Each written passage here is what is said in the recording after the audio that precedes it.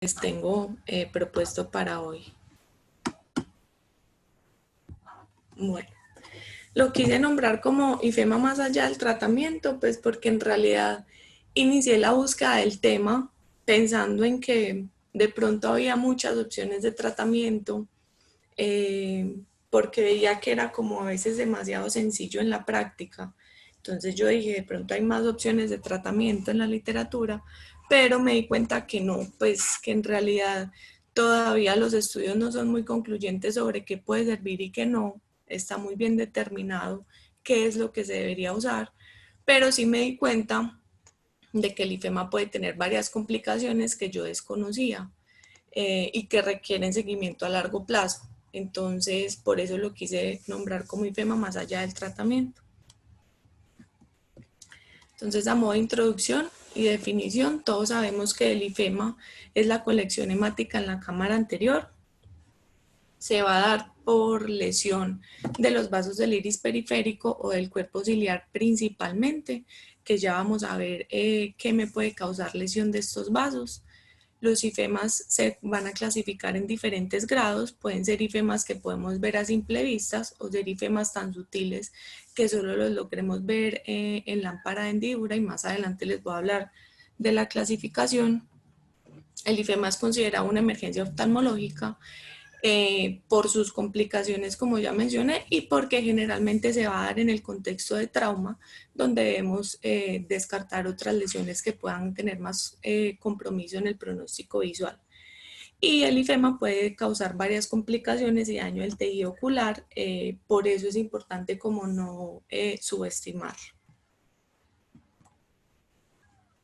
Bueno, en cuanto a la etiología, la principal causa de IFEMA va a ser el trauma, la etiología traumática.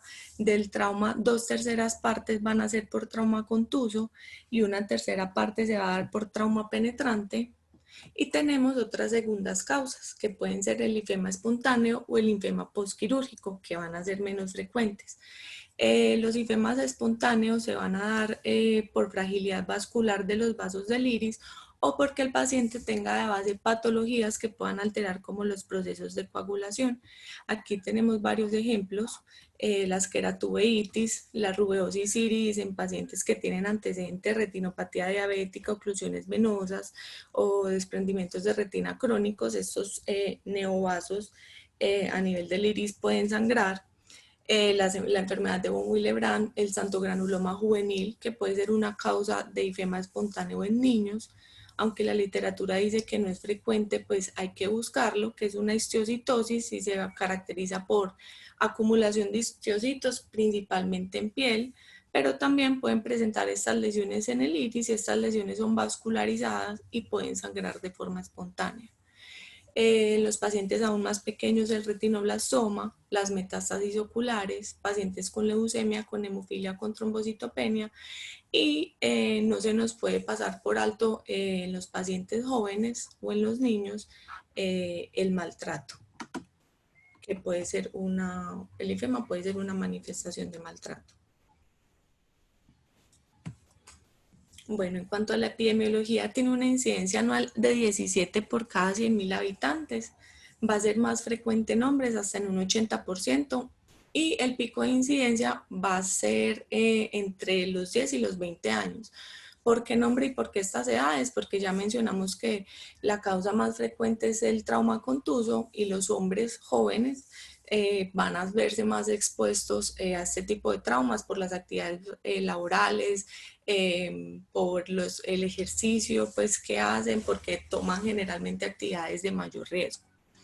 Aquí tenemos pues como otros datos epidemiológicos, el 60% van a ser por objetos contundentes, también se ha visto que más del 40% pueden ser traumas deportivos, 30 a un 36% por proyectiles, un 10% son accidentes laborales y el 2 al 3% se pueden presentar en el contexto de explosiones. Pero pues seguimos concluyendo que el trauma contundente y con objetos contundentes es lo más frecuente. Bueno, entonces, ¿cómo se presenta o por qué se presenta? ¿Cuál es la fisiopatología del IFEMA? Entonces, voy a hablar de los 3 escenarios. Vamos a empezar con el más frecuente, que es la contusión. Entonces, el IFEMA en el contexto de un trauma contuso se puede presentar ya sea por ruptura de la cara anterior del cuerpo ciliar por el mismo trauma, por un trauma directo en el iris, porque hay un aumento de la presión intraocular y los capilares que están frágiles se rompen por esta hipertensión ocular, o porque el globo ocular sufre una compresión anteroposterior, que esto genera una expansión y un estrés en la cámara anterior y por lo tanto ruptura del iris y del cuerpo ciliar.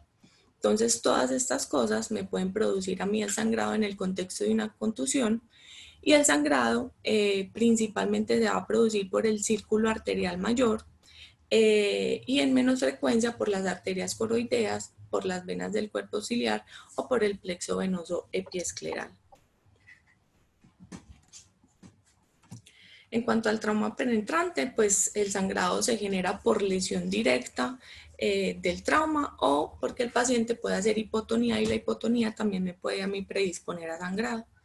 Y en el trauma postquirúrgico se puede presentar porque se forma un tejido de granulación que puede sangrar en el sitio de la incisión, o por daño durante la cirugía, ya sea con el instrumental o por ejemplo en las facos es muy frecuente con las ápticas del lente hacer daño directo de los vasos uveales.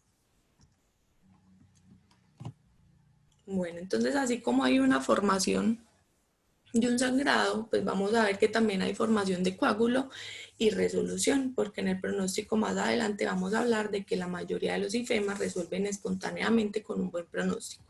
Entonces, el proceso, pues, como de la formación del coágulo y de resolución, inicialmente hay un aumento de la presión intraocular. Esto genera entonces un espasmo vascular y que se formen los coágulos de fibrina y plaquetas. En esta formación del coágulo pueden desarrollarse a veces pseudocápsulas con adherencia a los tejidos adyacentes, entonces muchas veces el IFEMA puede resolver, pero van a quedar pues como unas membranas hemáticas que van a ser más difíciles de que se resuelvan, y muchas veces se va a tener que entrar a cirugía para quitar estas membranas. Luego ya se da la integridad máxima del coágulo alrededor del 4.º al 7.º día.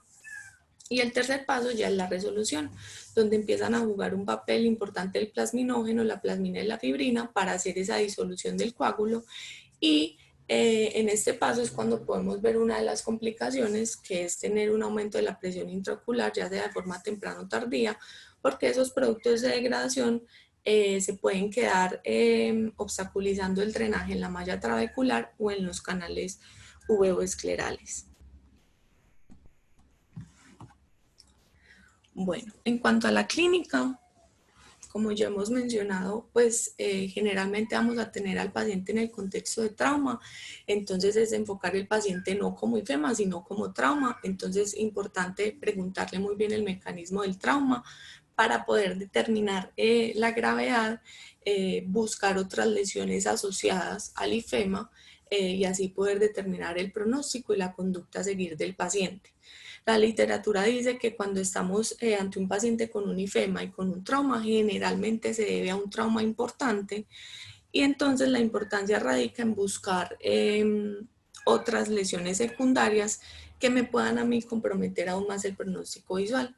Entonces aquí les traigo esta tableta que encontré en uno de los artículos, donde muestran que las principales causas de tener una agudeza visual peor de 20/40 no se deben tanto al IFEMA, sino a las otras lesiones asociadas en el contexto del trauma del paciente. Entonces muchas veces el IFEMA puede ser lo más llamativo, puede ser un IFEMA de alto grado que yo diga, listo, por eso el paciente no está teniendo una buena agudeza visual, pero ya vamos a mencionar que es importante buscar otras lesiones que puedan ser aún más severas, como en esta imagen de la parte superior, donde vemos pues un IFEMA total. Sin embargo, el paciente en la parte superior tiene una herida escleral que puede pasar desapercibida si no evaluamos bien al paciente. Bueno, en estos pacientes con IFEMA también es importante determinar unos antecedentes puntuales que ya más adelante vamos a ver que van a ser factores de riesgo para algunas de las complicaciones. Dentro de ellos es importante interrogar al paciente por anemia de células falciformes, hemofilia, trombocitopenia, enfermedad de von Willebrand, no solo personales sino también familiares, que de pronto sea un paciente que tenga una predisposición genética pero que aún no ha sido diagnosticado. Interrogar sobre los medicamentos que está usando, específicamente antiagregantes o anticoagulantes. Si tenemos un niño con sospecha de maltrato, pues no quedarnos como quietos, sino que iniciar pues como toda la cadena de valoración de este paciente. Y también interrogar por antecedentes oculares, que estos van a ser más importantes en el contexto de ifemas espontáneos, pues por lo que les mencioné que de pronto el paciente puede tener una rubeosis iris y que esta sea la causa del sangrado. La valoración, pues en general es una valoración oftalmológica normal completa, midiendo la agudeza visual, evaluando piel y anexos, si el paciente tiene quimosis o heridas en los párpados, si el paciente tiene un trauma penetrante o no, porque en ese caso lo importante va a ser tratar el trauma penetrante, cómo están las pupilas, para descartar que el paciente no haya sufrido también una neuropatía óptica traumática, evaluar la cámara anterior, que ya vamos a ver qué lesiones específicas debemos buscar, y más cuando tenemos un ifema en el contexto de un trauma contuso. Siempre tomar la presión intraocular, porque estos pacientes un alto porcentaje van a tener hipertensión ocular, y lo ideal es lograr evaluar el vítreo y el fondo de ojo en busca de otras lesiones.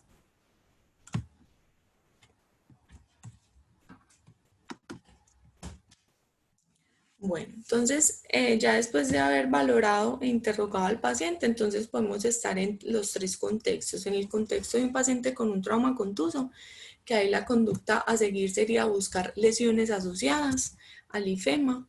El contexto de un paciente con un trauma penetrante, que la conducta a seguir es hacer el cierre primario del trauma penetrante. Y cuando tenemos a un paciente solo con un ifema o con un ifema espontáneo, entonces es empezar a buscar los diagnósticos diferenciales. En todos los tres escenarios es importante clasificar el ifema, que ya les voy a mencionar cómo lo clasificamos, debido a que el grado de ifema también va a ser determinante en el pronóstico y como factor de riesgo en las complicaciones. En cuanto a imágenes como ecografía y TAC, para solo el ifema no es necesario, pero como la mayoría de pacientes van a ser en el contexto del trauma, pues si el trauma o las lesiones del paciente lo ameritan, pues se puede o se debería recurrir a las imágenes. Bueno, esta es la clasificación, que es muy importante siempre hacerla, por lo que ya les he mencionado, porque va a ser determinante de factores de riesgo y para ver en el seguimiento que el paciente tenga adecuada resolución del ifema. Entonces tenemos inicialmente el microifema, donde no vemos un ifema como tal conformado, sino que vamos a ver glóbulos rojos circulando en la cámara anterior. Tenemos el grado 1, donde hay un compromiso de menos de un tercio de la cámara anterior. El grado 2, donde se compromete entre un tercio y la mitad de la cámara anterior. El grado 3, donde se compromete más de la mitad, pero no el total. Y el grado 4, que es un ifema total o un ifema bola 8, pues como lo conocemos también.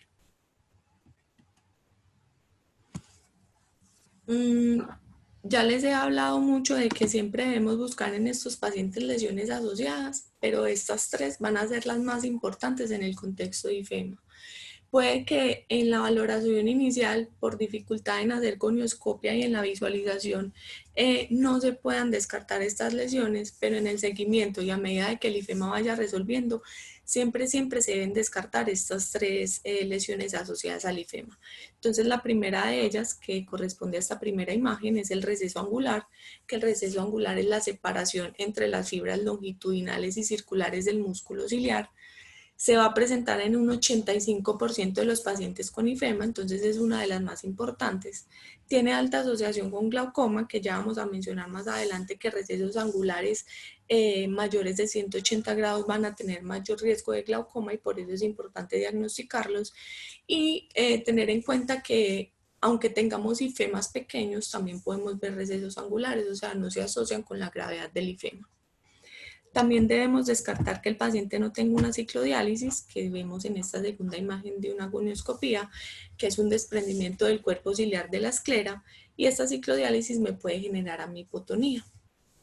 O también podemos estar en el contexto de una iritis, que vamos a ver entonces células en la cámara anterior, podemos lograr ver zonas de atrofia del iris, pigmento en la cápsula anterior, y podemos ver el pigmento en forma de anillo, que es el anillo de Bosio, no sé cómo se pronuncia, que pues es como lo vemos en la imagen, ese pigmento del iris depositado en la cápsula anterior del cristalino, que nos habla muy específicamente que el paciente tuvo una iritis.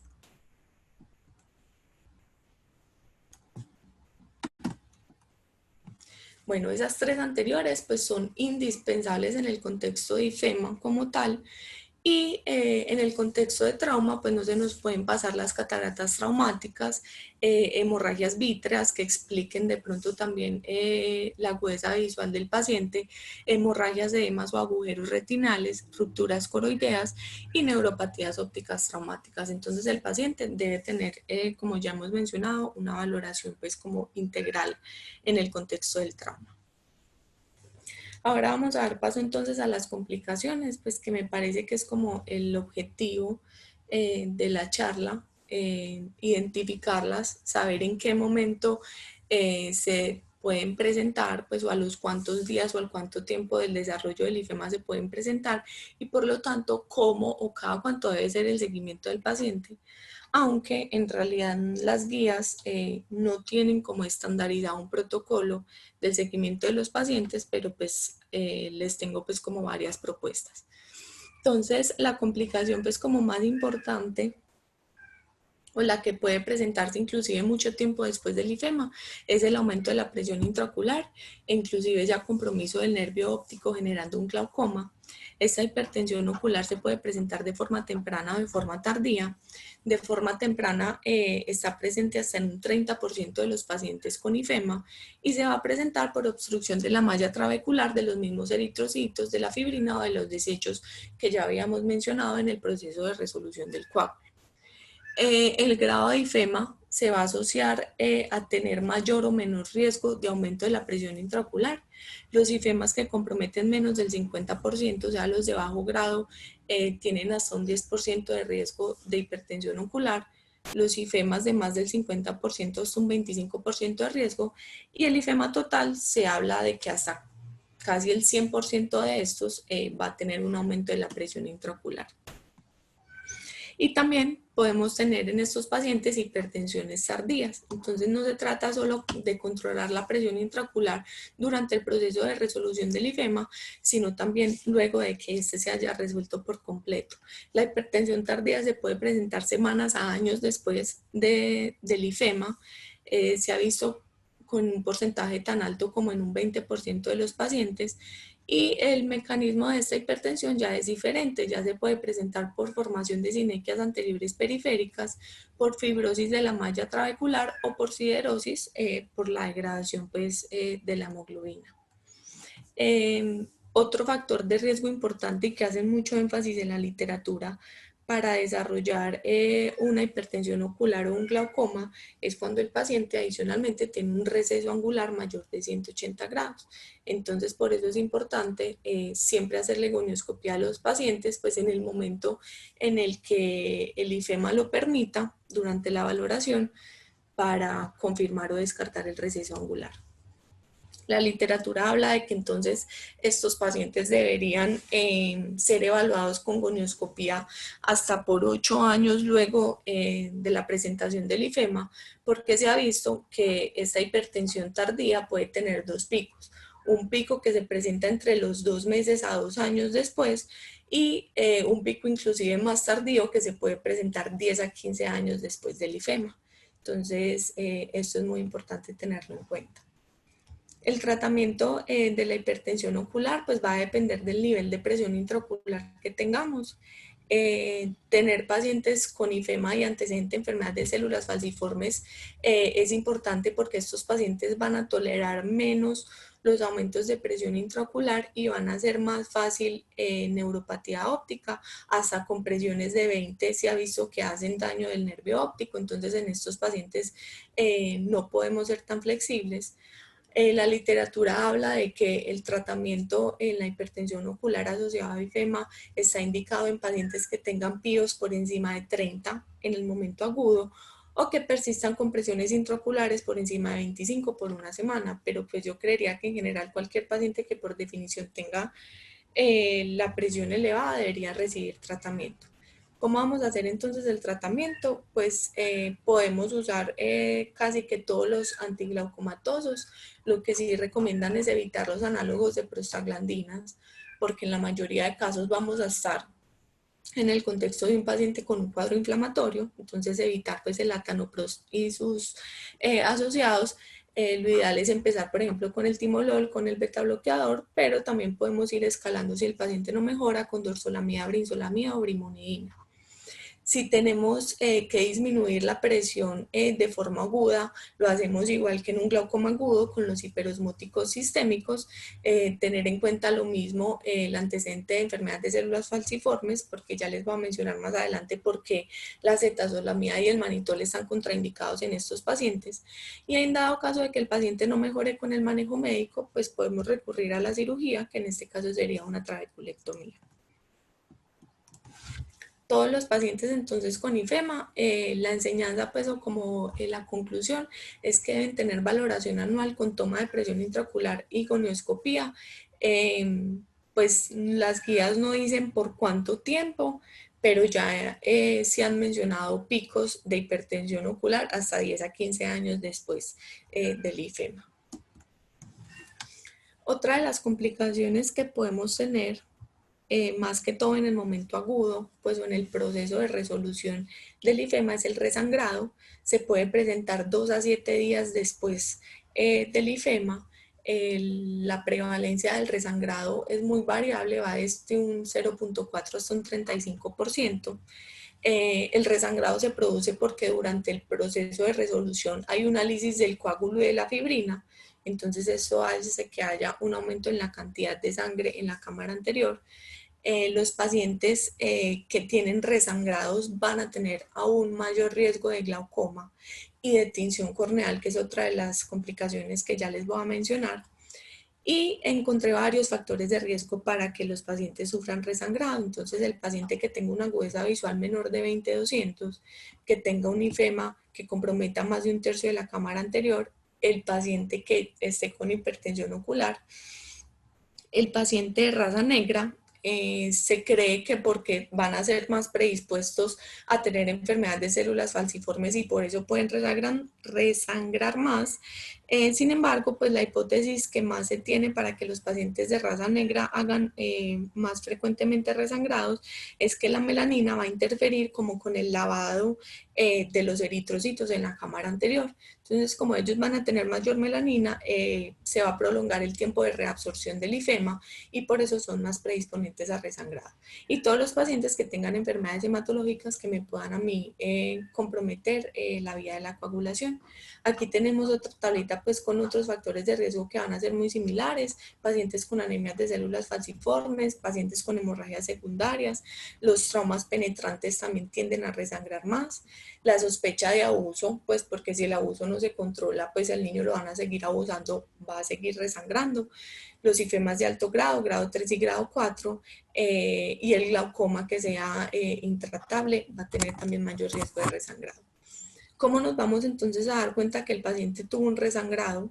Es porque vamos a ver aumento del tamaño del IFEMA, entonces por eso es importante clasificar el IFEMA no solo en grados, sino también en milímetros, porque pues la resolución puede ser solo con pocos milímetros, pero que aún no me disminuya de grado, entonces es importante también cuantificar el IFEMA en milímetros. Si hay un aumento del tamaño, entonces pensamos en que hay un resangrado.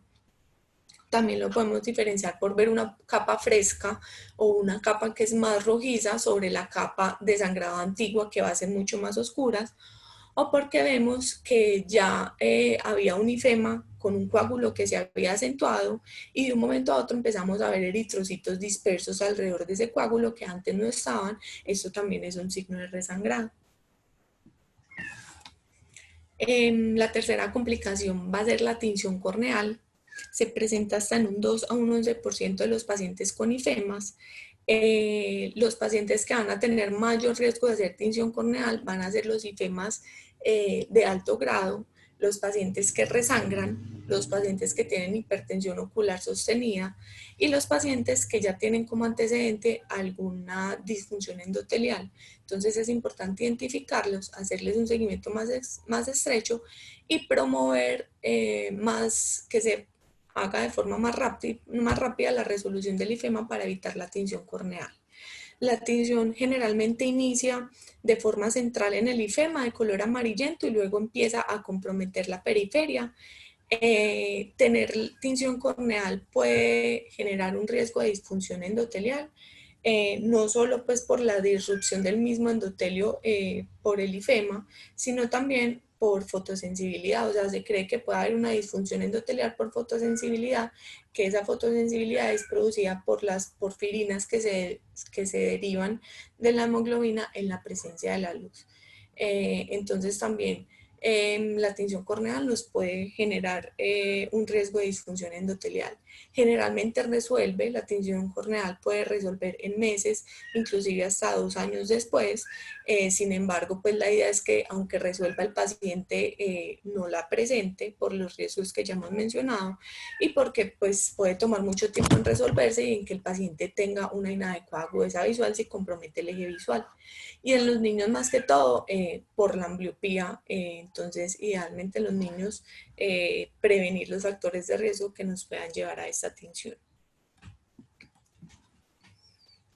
Y la cuarta complicación en estos pacientes es la atrofia óptica, que la atrofia óptica se puede generar tanto por el trauma inicial por el cual se produjo el IFEMA o por hipertensión secundaria cuando no tenemos buen control de la presión intraocular. Se habla de que se puede generar atrofia óptica cuando tenemos presiones intraoculares por encima de 50 por más de 5 días o por encima de 35 por más de 7 días. Entonces esta debe ser nuestra meta y evitar que el paciente llegue a estos puntos. Y lo que ya les he venido mencionando y más adelante se los voy a volver a mencionar, los pacientes con antecedente de anemia de células falciformes van a ser menos tolerantes a los aumentos de presión intraocular y con presiones inclusive más bajas pueden hacer daño del nervio óptico. Bueno, ¿cuál va a ser entonces el manejo de estos pacientes? Entonces el manejo siempre debe ir dirigido a vigilar y tratar de forma temprana las complicaciones y a promover la reabsorción temprana del IFEMA, lo mismo, para prevenir que se presenten las complicaciones. Entonces para el manejo, pues les tengo como los resultados de este review, de esta revisión de Cochrane, que es del 2009, donde hicieron pues como una revisión solo de pacientes con IFEMA traumático, de todas las opciones terapéuticas pues que se han intentado a través del tiempo. En general me pareció pues que la revisión es muy poco concluyente porque ella misma dice que los ensayos clínicos que usaron para hacer la revisión en realidad tienen resultados que son o estadísticamente no significativos o muestras muy pequeñas y que por lo tanto ellos no pueden recomendar pues el manejo que se esté estudiando. Entonces vamos a empezar pues como a desglosar todos los posibles manejos y a qué conclusión llega pues la revisión de Cochrane. Entonces en cuanto al reposo, pues anteriormente se creía que lo ideal era que el paciente tuviera reposo absoluto, inclusive los IFEMAS de alto grado los dejaban hospitalizados. En general, tener un reposo absoluto no se encontró con un peor pronóstico visual o con mayor riesgo de resangrado, pero sí se ha encontrado que si el paciente guarda reposo, no necesariamente absoluto, se podría acelerar más rápido el proceso de resolución y por lo tanto prevenir más las complicaciones. Dentro del reposo está la parte de mantener la cabecera elevada a 30-45 grados. Esto sí se ha demostrado que disminuye el tiempo de resolución del IFEMA, por lo tanto sí se recomienda. Lo que les mencionaba de la hospitalización, pues en casos graves ya muchas veces no es necesario. Lo que se recomienda es hacerle más fácil un seguimiento diario si es necesario al paciente. Entonces, por lo tanto, en cuanto al reposo, la recomendación que hace Cochrane es que el paciente pueda tener actividad sea moderada, o sea, no tener actividad física extenuante, pero tampoco debe mantenerse postrado en cama y siempre mantener la cabecera elevada al dormir. En cuanto a la oclusión, ellos hicieron como la comparación de estudios que hacían o que estudiaban la oclusión monocular versus binocular, porque antes se pensaba que con la oclusión binocular se podría tener mejores resultados con el IFEMA. Se dieron cuenta que todos los pacientes se ocluyeran de forma monocular o binocular iban a tener agudezas visuales mejores de 20-50. Y que las complicaciones que se presentaron en los pacientes con una oclusión o con otra se asociaron más al grado de IFEMA y no pues al manejo con oclusión. En realidad la finalidad de la oclusión no se tiene muy clara, pues la idea es que es para evitar mayor trauma en las noches, como ya sabemos, estamos ante el contexto de un trauma, entonces pues si el trauma merita que el paciente se ocluya en las noches, pues ocluirlo. Y otra de la finalidad de la oclusión era evitar la exposición solar y por lo tanto iba a haber menos tinción corneal. Sin embargo, esto se ha demostrado que no tiene pues como, no tiene asociación, entonces en general la oclusión no se recomienda o no es necesaria, solo se debería usar según el tipo de trauma que el paciente tuvo y principalmente de forma nocturna. En cuanto a los antiagregantes y anticoagulantes, pues si el paciente venía en tratamiento con alguno de estos dos tipos de medicamentos, todavía es muy controversial, pues encontré no solo en Cochrane, sino también en la otra literatura que unos están a favor de suspenderlos, otros que no. En realidad se ha visto que durante las cirugías oculares no aumentan el riesgo de sangrado, entonces recomiendan que no es necesario suspenderlos, pero que cuando el paciente ya tiene un IFEMA instaurado, sí va a aumentar el riesgo de resangrado. Entonces la recomendación en estos casos es hacer una suspensión temporal de estos medicamentos, obviamente con el apoyo del médico tratante. Bueno, los cicloplégicos se ha visto que no tienen repercusión sobre la agudeza visual final. Sí podrían acelerar el tiempo de resolución. También se cree que podrían disminuir el riesgo del resangrado al inmovilizar el iris, entonces esto genera que no haya estrés en los vasos del iris que puedan resangrar, entonces puede tener una repercusión sobre disminuir el resangrado, pero definitivamente la finalidad de los cicloplégicos es disminuir la formación de sinequias, que es importante evitarlas para evitar la presencia de hipertensión ocular tardía, para mejorar el dolor y también para lograr visualizar mejor el polo posterior a medida que el IFEMA vaya resolviendo, si al inicio de la valoración no lo logramos, y poder pues hacer la valoración completa del paciente. Entonces el cicloplégico sí está recomendado. La recomendación es el uso de atropina, una gota cada 12 horas, por lo menos por 2 semanas. En cuanto a los esteroides, se ha visto que los esteroides disminuyen la inflamación. Generalmente estamos ante el contexto de un paciente que está inflamado. Va a estabilizar también la barrera hematoacuosa y va a inhibir la fibrinolisis. También se han estudiado los esteroides sistémicos orales, pero estos no han demostrado que prevengan más las complicaciones o mejoría del pronóstico. Entonces nos quedamos con los esteroides tópicos. La recomendación es la prednisolona y usarla por un ciclo corto por una semana y tener en cuenta siempre vigilando la presión intraocular. Entonces ahí es manejar tanto la presión intraocular para que podamos utilizar los esteroides y que el paciente vaya a tener resolución del IFEMA mucho más rápido. Bueno, los antifibrinolíticos tenemos dos. Tenemos el ácido tranexámico y el ácido aminocaproico. Se han estudiado de muchas maneras. El ácido aminocaproico se ha estudiado tanto de forma sistémica como de forma tópica.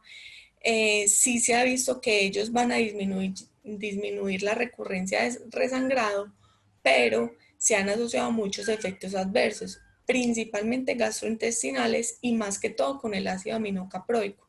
Por eso se ha estudiado más que todo de forma tópica. Aquí tenemos entonces disponible el ácido tranexámico. Estos efectos adversos sí son menores con el ácido tranexámico y también se ha visto que estos antifibrinolíticos aumentan el tiempo de resolución. Igual la recomendación todavía no es usarlo en todos los pacientes, sino solo en los pacientes que tienen alto riesgo de resangrado, o sea, los que ya les mencioné que van a tener factores de riesgo para resangrar. Y la dosis recomendada es usar el ácido tranexámico a dosis de 500 miligramos cada 8 o 12 horas por 7 días. Bueno, eso en cuanto al manejo médico. Y en cuanto al manejo quirúrgico, afortunadamente, pues solo una minoría de los pacientes con IFEMA van a necesitar manejo quirúrgico, pero sí hay unas indicaciones muy bien establecidas para cuando debemos llevar al paciente a cirugía, que son las que les muestro en esta tabla, y son más que todo para prevenir las complicaciones. Entonces, para prevenir la atrofia óptica, se debe llevar a cirugía al paciente que luego de 2 días todavía tenga una presión intraocular mayor de 60 o mayor de 35 luego de 7 días. Para prevenir la tinción corneal, el paciente que tenga presiones por encima de 25 luego de 5 días, inclusive si ya se empieza a evidenciar algo de tinción corneal, el paciente debe ser llevado a cirugía. Para prevenir la formación de sinequias anteriores periféricas, pacientes que tengan ifemas totales que persistan por más de 5 días o cualquier ifema que no haya resuelto por lo menos el 50% en 8 días. Y en pacientes que tienen hemoglobinopatías o anemia de células falciformes, con esto somos menos tolerantes, entonces el paciente que tenga una PIO por encima de 25 por 24 horas, o si todavía, o si persiste pues como con elevaciones transitorias por encima de 30 milímetros de mercurio por 2 a 4 días. Entonces esas son pues como las indicaciones de cirugía. Y la cirugía consiste en hacer simplemente un lavado de cámara anterior. Encontré que hay varias formas de hacer el lavado de cámara anterior. Una de ellas es simplemente hacer una paracentesis y aspirar la sangre. Se podría usar una aguja número 27 unida a una jeringa de insulina. Esta paracentesis con aspiración obviamente logra solo aspirar las porciones del ifema que están disueltas. Sin embargo, se ha visto que no necesariamente debemos aspirar todo el ifema, sino que con solo aspirar una parte de él puede ser suficiente para mejorar la presión intraocular y para mejorar el flujo del humor acuoso. También se ha utilizado la cánula de Syncoe, como vemos aquí, que se recomienda para ifemas que todavía no estén organizados. Y la literatura habla pues de que lo que se está haciendo últimamente en los casos de ifema que requieran manejo quirúrgico es entrar con el vitreófago, porque generalmente van a ser ifemas que ya van a estar organizados, que ya van a de pronto tener cierto grado de coagulación y con el vítreo pues logramos disolver más fácil el coágulo. Recomiendan también utilizar los viscoelásticos porque estos van a dar pues más estabilidad de la cámara anterior y prevenimos la hipotonía, que la hipotonía también puede ser un factor de riesgo para sangrar o resangrar. Y también los viscoelásticos se pueden utilizar para hacer viscodisección en caso de que se hayan formado esas pseudocápsulas o esas membranas que les mencioné inicialmente entre el iris y el coágulo y evitar que éstas queden. Bueno, y ya pues como para medio ir finalizando, vamos a tener unas situaciones especiales que igual ya les he ido mencionando un poquito. Dentro de ellas tenemos los pacientes con anemia de células falciformes. Estos pacientes van a tener mayor riesgo de complicaciones, prácticamente de todas. Van a ser un mayor reto en el manejo de la hipertensión ocular por las contraindicaciones medicamentosas que tienen.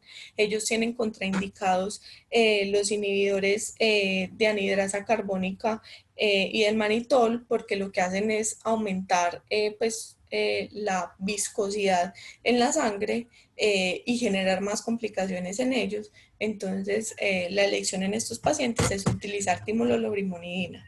Lo que ya les he venido diciendo, ellos son menos tolerantes a aumentos de la presión intraocular y pueden hacer daños del nervio óptico incluso con presiones de 20. Por lo tanto, van a necesitar un tratamiento muchísimo más agresivo y en ellos considerar el manejo quirúrgico de forma más temprana. En cuanto a los niños, los niños siempre van a estar más propensos a trauma pues por los juegos que tienen. Sin embargo, en ellos también pensar en otras patologías cuando tienen ifemas espontáneos y también principalmente el maltrato, que el maltrato lo podríamos confundir con un trauma, pero pues tener como la perspicacia de sospechar en el maltrato, tener en cuenta que los niños que tengan ifema, que comprometan el eje visual o por encima del eje visual y son menores de 6 años van a tener peor pronóstico por el riesgo de ambliopía, entonces en ellos también se debe considerar el manejo quirúrgico o manejo más agresivo de forma temprana, evitar ocluir por lo mismo por la ambliopía o en casos de que se necesite ocluir usar oclusores transparentes y la meta pues o como el propósito de los niños es despejar rápidamente el eje visual si lo tienen comprometido. Y en cuanto a los ifemas asociados a cirugía de catarata, pues se pueden producir por trauma directo con las ápticas, que es lo más frecuente, o por hipotonía en el postoperatorio. Se ha visto también que las luxaciones del lente intraocular pueden producir sangrados a repetición y como asociado a esto encontré este síndrome, en realidad solo lo encontré en uno de los artículos, que es el síndrome de Swan, que son pacientes que van a tener sangrados recurrentes muchos años después de la cirugía de catarata. Y no solo sangrados en cámara anterior, sino también van a tener hemorragias vítreas y neovascularización en el ángulo. Y son pacientes que resangran y resangran y resangran. Sin embargo, este síndrome se ha visto que se asociaba más a cuando se hacían incisiones esclerales para la cirugía y ya pues como se usa más frecuentemente las incisiones corneales, este síndrome es menos frecuente. Y también tenemos que tener en cuenta este otro síndrome, que es el síndrome uveitis glaucoma ifema, posterior a la cirugía de catarata, que va a presentarse el paciente con presión intraocular elevada, microifemas y dispersión de pigmento al hacer la transiluminación del iris. Este síndrome generalmente se presenta porque el lío está, pues el lente intraocular está mal posicionado. Bueno, el pronóstico de estos pacientes generalmente va a ser bueno, van a resolver la mayoría con el manejo médico. Los ifemas grandes no necesariamente tienen peor pronóstico visual, pero sí van a ser factor de riesgo para las complicaciones. La mayoría de los pacientes con ifema, más del 75%, van a tener agudezas visuales mejores de 20-50 al final. Y la mala visión en estos pacientes generalmente se da por las lesiones que se producen en el segmento posterior en el trauma que produjo el ifema. Entonces la enseñanza pues como en estos pacientes es hacer control y prevención de las complicaciones. Aquí les tengo pues como un flujograma que se ve un poco largo pues o difícil, pero en realidad pues si uno lo sigue es fácil. Entonces tenemos el paciente con ifema traumático. Lo primero que nos tenemos que preguntar es si el paciente tiene una herida penetrante pues, o una herida abierta. Si sí la tiene, entonces lo que debemos hacer es reparar o hacer un cierre primario de la herida. Si no estamos seguros, lo ideal es llevar al examen, a una valoración bajo anestesia y ahí poder determinar si lo tiene o no. Si definitivamente descartamos que el paciente no tiene una herida penetrante, la primera pregunta que nos tenemos que hacer o que le debemos hacer al paciente es si tiene antecedentes de anemia de células falciformes. Si no lo tiene, igualmente indagar por las otras patologías, tanto historia familiar o personal de discrasia sanguínea. Si hay historia familiar, lo ideal es hacerle al paciente todos los exámenes como de pruebas de coagulación. Si el paciente definitivamente no tiene ninguno de estos antecedentes ni anemia de células falciformes, entonces podemos iniciar el tratamiento. El tratamiento con atropina, con la prednisolona, con el reposo moderado y con elevar la cabecera a 30-45 grados. Y en ellos siempre medir la presión intraocular. Si estamos ante el paciente con anemia de células falciformes, ya le iniciamos el manejo y el paciente tiene presiones intraoculares por encima de 25, ya hemos visto que estos pacientes son menos tolerantes a los aumentos de la presión intraocular, entonces debemos hacer pues como un manejo más extenuante. Y en los pacientes pues de forma normal, siempre nuestro valor va a ser presión intraocular por encima de 25. Si la tienen, iniciar el tratamiento. Si la presión intraocular está controlada por debajo de 25, lo ideal es hacer un seguimiento diario, recomienda pues este algoritmo, hasta ver que el ifema pues se aclare completamente. Si el ifema ya se resuelve, lo ideal es hacer una gonioscopía un mes después para buscar todas las lesiones que ya mencioné en el ángulo y evaluar si el paciente tiene receso angular. Si tiene receso angular, lo ideal es hacerle un seguimiento cada 3 meses por 2 visitas, luego cada 6 meses por un año y ya luego continuar anual. O si el paciente no tiene receso angular, igual la recomendación es hacer el seguimiento anual por lo que ya les mencioné. Si durante el seguimiento del paciente el paciente tiene resangrado, pues ahí sí considerar el uso de fibrinolíticos, o si durante el seguimiento también el paciente persiste con presiones intraoculares elevadas, con todas las indicaciones que le mencioné para cirugía, para prevenir las complicaciones, pues lo ideal es llevarlo a cirugía.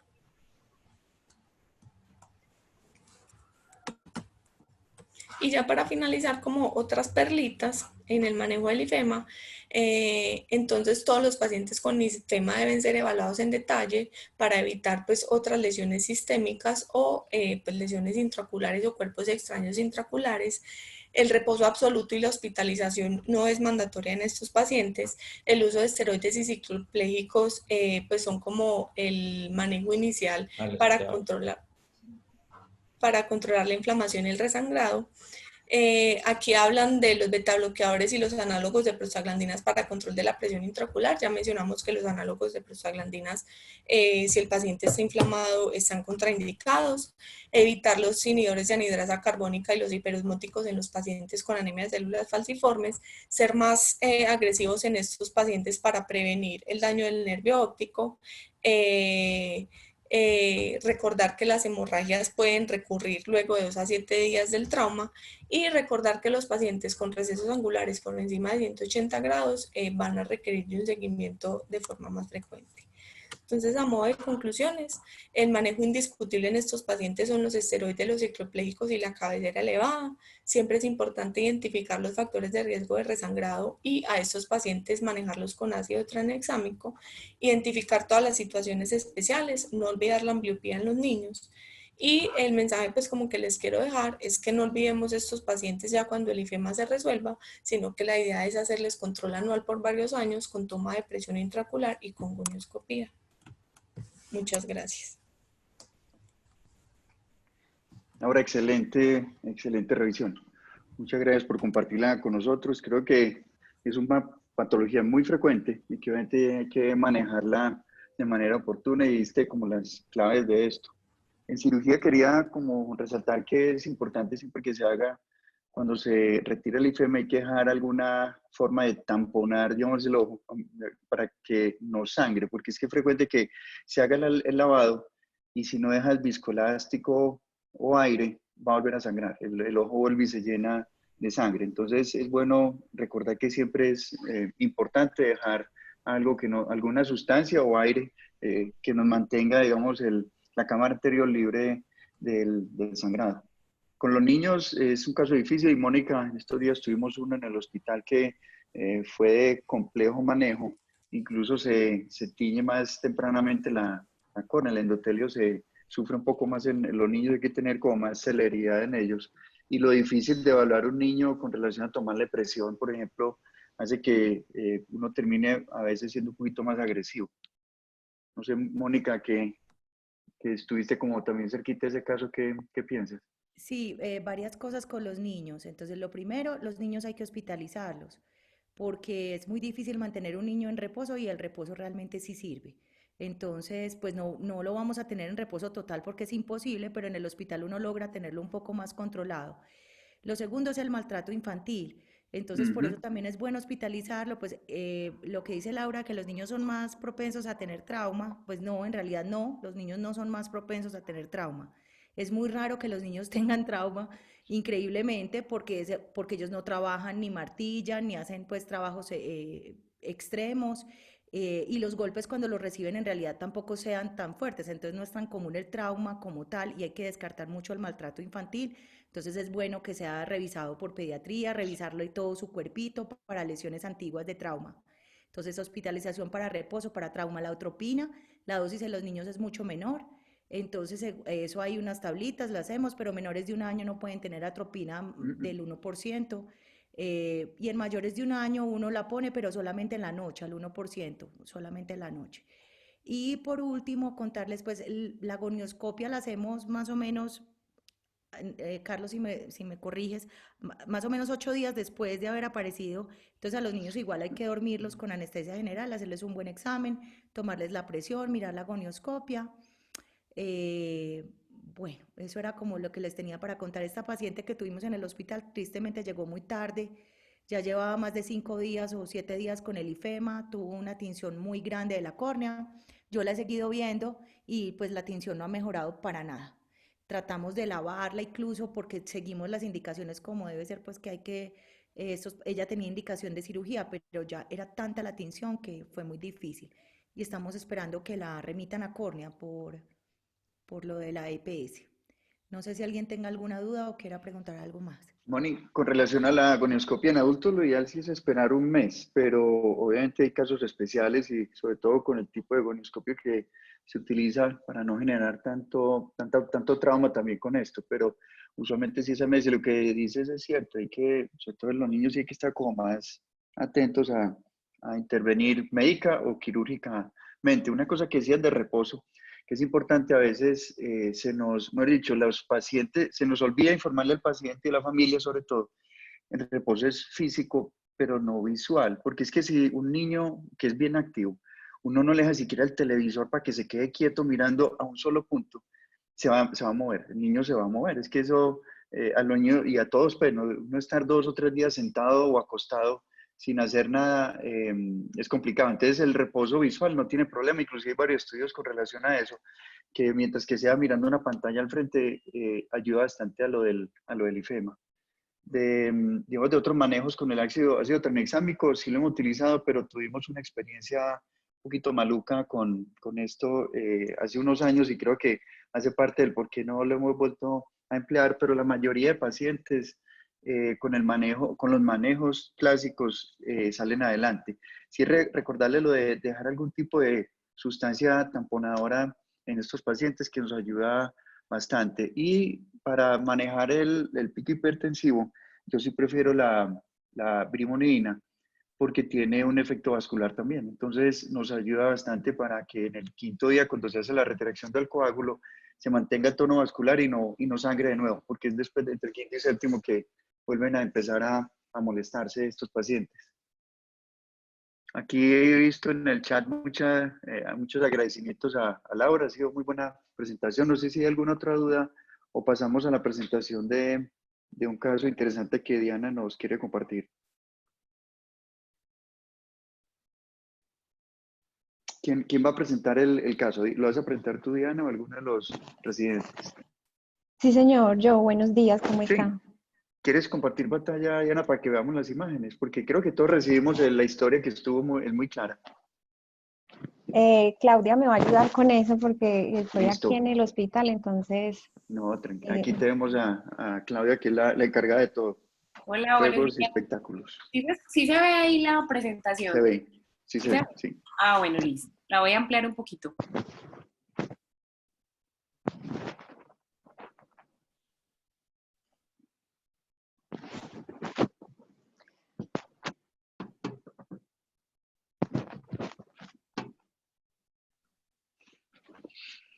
Bueno, buenos días para todos, ¿cómo están? Buenos Espero días. se encuentren muy bien. Bueno, les quería como compartir esta historia clínica de este paciente que tengo aquí en Río Negro. Pues hace ya ratico lo he venido tratando por la EPS y no he visto mayor mejoría.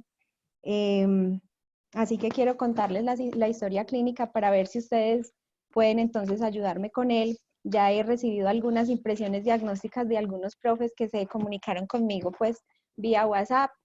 Entonces, vamos a empezar. Este es un paciente de 17 años que viene con la mamá. La primera vez que lo vi fue en octubre 23 del año pasado. Él venía con un cuadro de 2 meses de evolución de ojo rojo indoloro asimétrico de su ojo derecho, el cual fue visto primero pues por un oftalmólogo particular muy reconocido aquí en Río Negro. Estuvo manejándolo con prednisolona, ya que él encontró inflamación en las inserciones de los músculos extraoculares, sobre todo pues en los músculos horizontales, recto interno y recto externo, y le mandó unos exámenes en búsqueda de una enfermedad tiroidea, una orbitopatía tiroidea, por estos hallazgos que encontraba. Lo más importante al examen físico, entonces, cuando me llega a mí, es que el paciente es completamente enfático en decir que no tiene disminución de la agudeza visual, que no tiene dolor, que previo pues al mes de septiembre, que fue cuando comenzó su cuadro, estaba completamente asintomático, sus ojos eran completamente normales, y con el manejo con la prednisolona cada 3 horas, el paciente mejoró muchísimo, pero inmediatamente suspendió el medicamento, inmediatamente volvieron los signos y los síntomas. Cuando yo lo veo entonces, tomo la agudeza visual que es 20/20, no había ningún signo de dolor con los movimientos oculares, sus pupilas eran simétricas, sin defecto pupilar aferente, revisé muy bien la esclera, no tenía ningún nódulo y llamaba mucho la atención entonces a la biomicroscopía que tenía una importante blefaritis con una descamación mielicérica abundante, adherida a las pestañas. Él había tenido un antecedente de orzuelos a repetición, había necesitado un drenaje de chalacio en una ocasión. Y también me llamaba mucho la atención que era una hiperemia conjuntival y ciliar marcada, sobre todo mayor hacia la zona temporal del ojo derecho, en donde se veían el engrosamiento de los vasos epiesclerales superficiales y profundos, y que pues todo este cuadro mejoraba mucho pues con la aplicación de fenilefrina. Solo como pueden ver en las fotografías, aclara más o menos en un 80-90%, quedando solo unos vasos epiesclerales temporales profundos, algunos todavía pues ahí. Como era un cuadro asimétrico, entonces decidí descartar algunas enfermedades como más importantes que se pueden presentar de manera simétrica, entre ellas entonces una enfermedad inflamatoria de la órbita o una fístula carotidio cavernosa, también algunas alteraciones autoinmunes, que yo no estuviera viendo pues algún nódulo, pero quería descartar una escleritis o una epiescleritis importante. Sin embargo, pues como les digo, el paciente no tenía dolor y comencé tratamiento pues con los medicamentos que dicen ahí, una olopatadina, Flusure cada 12 horas y la Grisel. Pedí algunos paraclínicos para descartar enfermedades autoinmunes, un TAC simple y contrastado de órbitas, un BRL y un VIH para descartar pues algunas enfermedades que puedan pues simular cualquier tipo de patología. Lo veo más o menos un mes después, en donde todos estos exámenes salieron normales, tiene una BCG que es normal, un TAC de cráneo, aunque lo ordené de órbitas, le hicieron cráneo simple incontrastado, que no refiere ninguna alteración importante. Seguía con sus molestias asimétricas de superficie ocular y palpebrales, por los cuales comencé lavado con Sprainer diariamente, dejé el antialérgico igual, y pues después de todo esto yo lo había citado en 2 meses, pero lo vi hasta la semana pasada, en donde encuentro un cuadro completamente igual, pues sin ninguna mejoría. Ese es más o menos como el resumen de la historia clínica. Lo único que no me cuadra para un cuadro, pues lo que más me llama la atención son los signos y los síntomas de superficie ocular.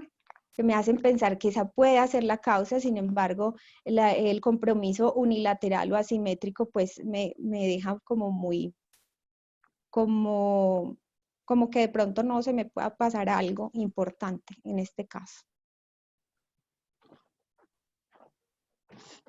Le cambié entonces el tratamiento por no mejoría, le comencé ciclosporina, eso fue la semana pasada, y le cambié la olopatadina por la bepotastina. También le dije que siguiera lavando los párpados, y pues ya hay algunas impresiones diagnósticas, pero quiero que me digan de pronto ustedes qué pueden pensar de este paciente. Diana, mi amor, estas primeras fotos donde tiene el ojo rojo, eso es hace rato ya. O si tú suspendes, o sea, las del ojo muy rojo son del año pasado.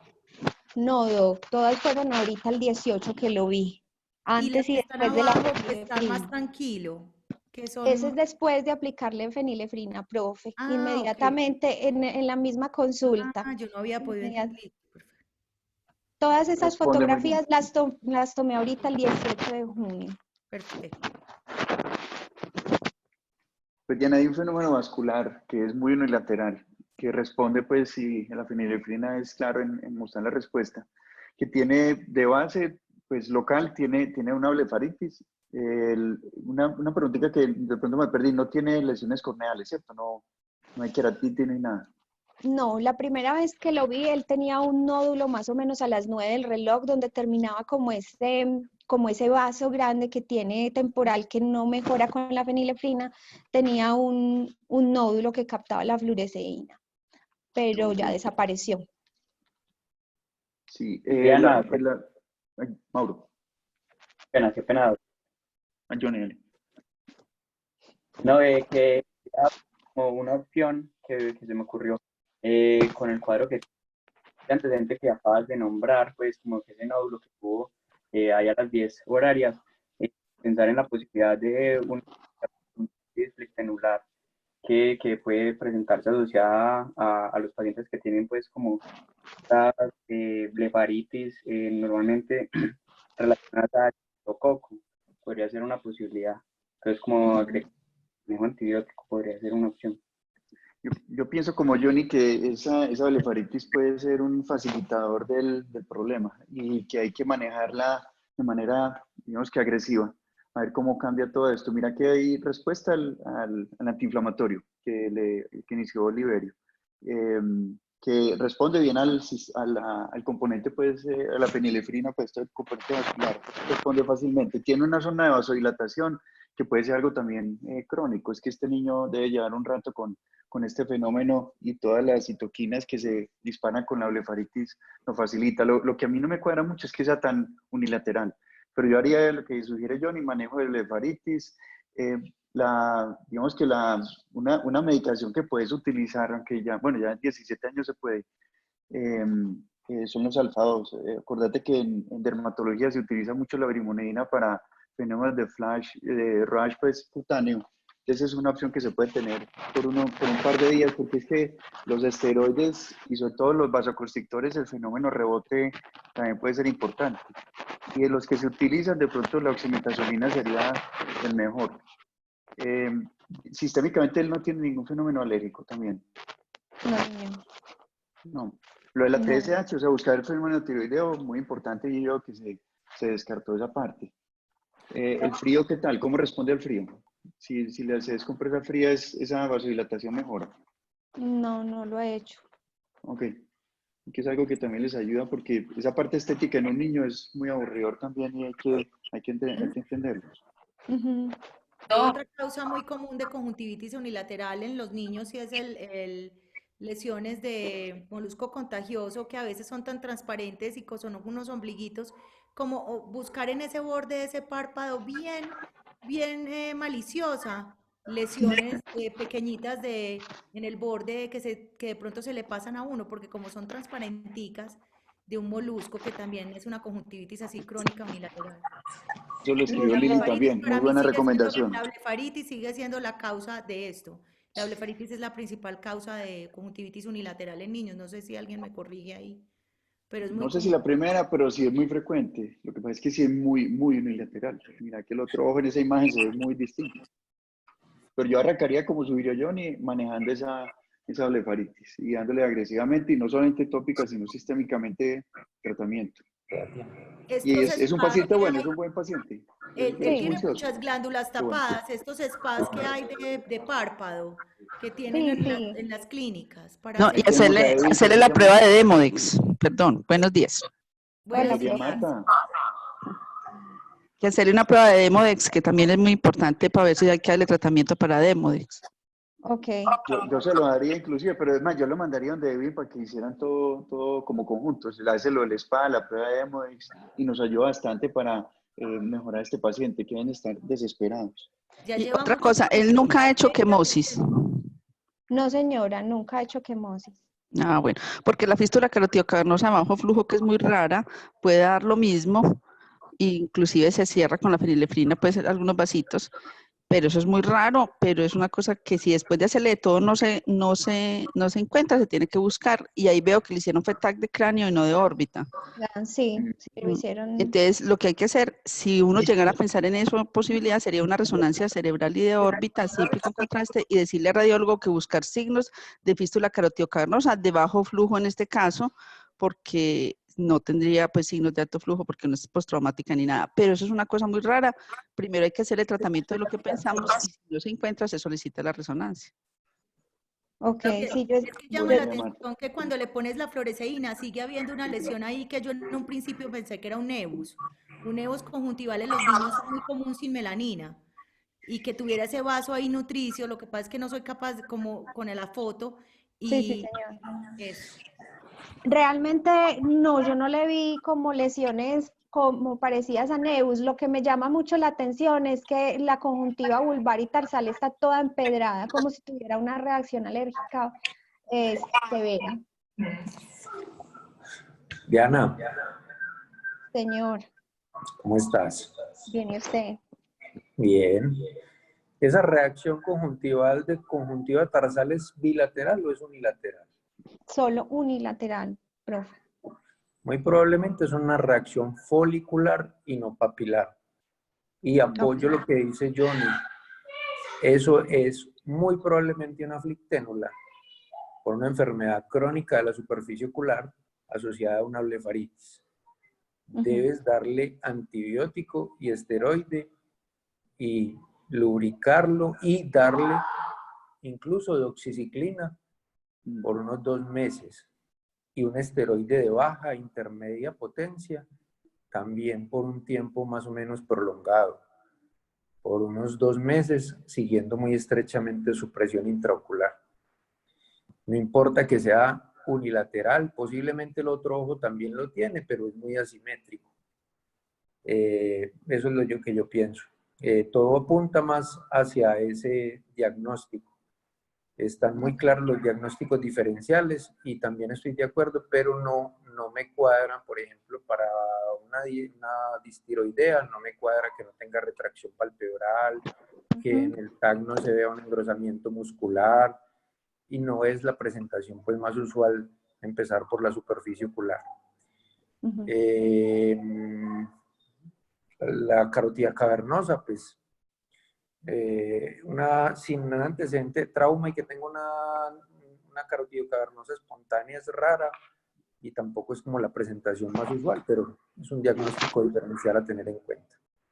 Yo pensaría que todo apunta a una enfermedad de superficie ocular, tiene antecedentes de orzuelos a repetición, tiene una blefaritis. Yo lo manejaría con, como te dije, antibiótico, doxiciclina, higiene,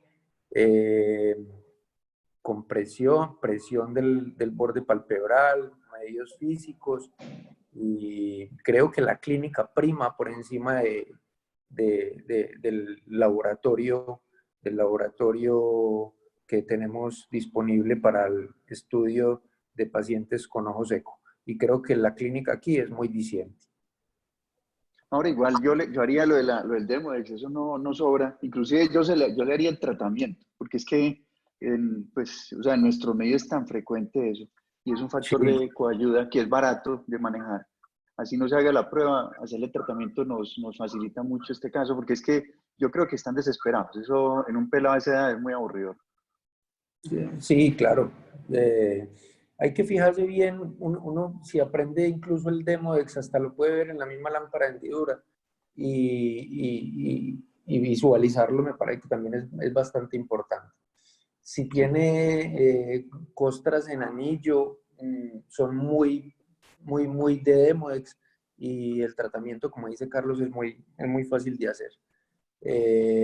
Pero las flicténulas si puede ser por Demodex, entonces tendríamos que pensar en una sobreinfección, porque es que las flicténulas son muy bacterianas, son muy de estafilococo. Y hay que manejar con antibiótico y hay que colocar esteroide. Entonces la flicténula Yo estuve hablando con el doctor Miguel Cuevas y él me dice que él ha tenido varios pacientes con blefaroconjuntivitis estafilocóxica unilateral por esa causa, sí. que la maneje pues agresivamente con fusitalmic, con acidrop, lavado palpebral y así como usted me dijo, profe, un esteroide suave con un desmonte muy lento. Exacto. Para manejar Esto, así. de acuerdo con Miguel. Sí, sí. Muchas gracias, Diana. Muy interesante y sobre todo con el ámbito aquí con los residentes es muy constructivo, porque no es tan frecuente, pero les va a llegar y es el paciente que empieza a brincar de un médico a otro, como vieron en la historia, y es bueno como ir un poquito más allá, que fue lo que nos sugirió casualmente Laura hoy con el tema del IFEMA. Ir un poquito más allá porque a veces nos quedamos con el manejo del triconjugado y chao. Este paciente, mira, que era investigar un poquito más en la historia clínica y lo que estás haciendo, compartir también. Para eso son estas reuniones precisamente. Gracias por traerlo acá, Clau. Y sobre todo, Diana, y sobre todo que tomaste imágenes que nos ayudan bastante. Y también porque uno tiende como a subestimar mucho la blefaritis y tienen que tener en cuenta que es como el 40 o 35% de la consulta de oftalmología. Alteraciones de la superficie ocular, pacientes que no saben pues o dejan su tratamiento, entonces es algo, pues esto me llamó la atención porque es completamente pues asimétrica. Pero eso es lo que lo descuadra un poquito, pero totalmente de acuerdo. Es una enfermedad muy frecuente y que no le gastamos el tiempo suficiente para educar al paciente y la familia. Muchas gracias, muy amables. No, gracias a todos por participar. En un momento, Claudia, siguiendo pues con esta oportunidad para los representantes de la industria, nos va a dar paso, no sé, Clau, ¿con quién quieres iniciar? Iniciamos entonces con Paula Orozco de Bayer. Hoy tenemos a Paula y a Diana de Frexen. Cada una de 5 minutos. Las cámaras que hace un poquito más cercano a la reunión también.